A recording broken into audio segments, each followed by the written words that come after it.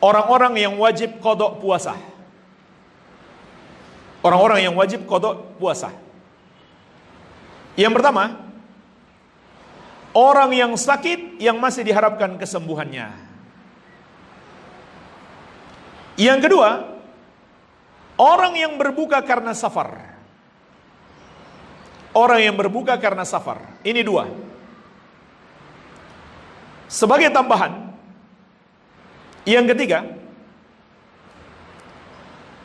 orang yang berbuka puasa karena takut atau khawatir tertimpa mudarat besar, juga boleh berbuka. Contoh jemaah sekalian, seorang pekerja keras, wajib tetap dia puasa. Wajib tetap dia puasa. Tetapi di tengah berpuasa, kalau dia merasa, ini kalau saya teruskan puasa bisa mati saya, maka boleh dia berbuka. Bahkan wajib dia berbuka. Kewajibannya adalah mengqadha. Kewajibannya adalah mengqadha. Begitu pula orang-orang yang tinggal di waktu yang siangnya panjang. Ada kan? Daerah-daerah yang siangnya panjang sekali. Mungkin sampai 23 jam. Malamnya hanya 1 jam. Bolehkah mereka berbuka? Jawabannya tidak boleh dulu. Wajib tetap mereka berpuasa. Tapi kalau di tengah puasa mereka khawatir, ini kalau diteruskan bisa mati saya, maka boleh mereka berbuka. Dan wajib bagi mereka mengqadha. Iya. Ini yang ketiga. Orang yang berbuka puasa karena khawatir tertimpa mudarat besar. Kemudian yang keempat, wanita yang tidak berpuasa karena haid dan nifas. Kewajibannya juga qadha. Wanita haid dan nifas tidak boleh puasa, tidak boleh sholat. Sebagaimana sabda Nabi SAW, "Alaysa idha hadat lam tusalli wa lam tasum." Bukankah wanita itu apabila dia haid tidak boleh sholat dan tidak boleh berpuasa? Ketika wanita itu sudah suci, maka dia tidak diperintahkan mengqadha sholat, namun dia diperintahkan untuk mengqadha puasa.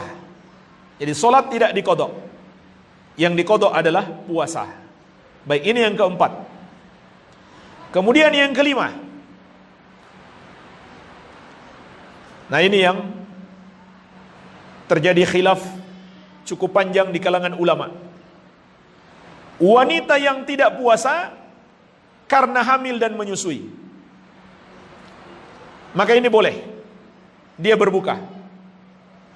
Apakah karena dia khawatir jika puasa akan membahayakan dirinya, ataukah membahayakan janinnya? Kalau ada kekhawatiran itu, walaupun hanya sekedar kekhawatiran, maka boleh dia berbuka. Boleh dia berbuka. Lalu apa kewajibannya? Ada 3 pendapat ulama yang masyhur. Yang pertama, dia harus qadha ditambah bayar fidyah. Yang kedua, qadha saja. Yang ketiga, fidyah saja. Ini perbedaan pendapat ulama. Bahkan dinukil 3 pendapat ini dari sahabat. Pendapat yang lebih kuat insyaallah adalah qadha saja. Kalau antum pelajari dan antum merasa yang paling kuat harus qadha ditambah fidyah, ya tidak apa-apa. Asal yakin ada dalilnya. Itu yang lebih kuat. Atau fidyah saja tidak masalah. Namun pendapat yang kami pandang lebih kuat adalah qadha saja. Dan ini juga pendapat yang dipilih oleh Syekh Ibnu Baz rahimahullah. Berdasarkan 2 dalil. Dalil yang pertama, hadis yang diriwayatkan Imam Abu Daud dari Anas bin Malik Al-Ka'bi radhiyallahu anhu. Dan hadis ini juga disahihkan oleh Syekh Al-Albani dalam Sahih Abi Daud. Nabi SAW bersabda, "Inna Allah Ta'ala wada'a syatra salati au nisfa salati was-sauma anil musafiri wa anil murdi awil hubla. Sesungguhnya Allah meringankan separuh solat atau setengah solat dan puasa dari musafir dan dari wanita menyusui atau wanita hamil. Jadi jemaah sekalian, hadis ini menunjukkan Nabi SAW menyamakan antara wanita menyusui dan wanita hamil dengan musafir. Musafir apa kewajibannya tadi? Fidyah atau qadha? Qadha. Qadha saja. Maka begitu pula wanita hamil dan menyusui, qadha saja. Kemudian dalil yang kedua, dalil qiyas, dengan qiyas, yaitu wanita hamil diserupakan dengan orang sakit. Dan tadi sudah kita sebutkan, orang sakit itu ada dua kategori, dua jenis.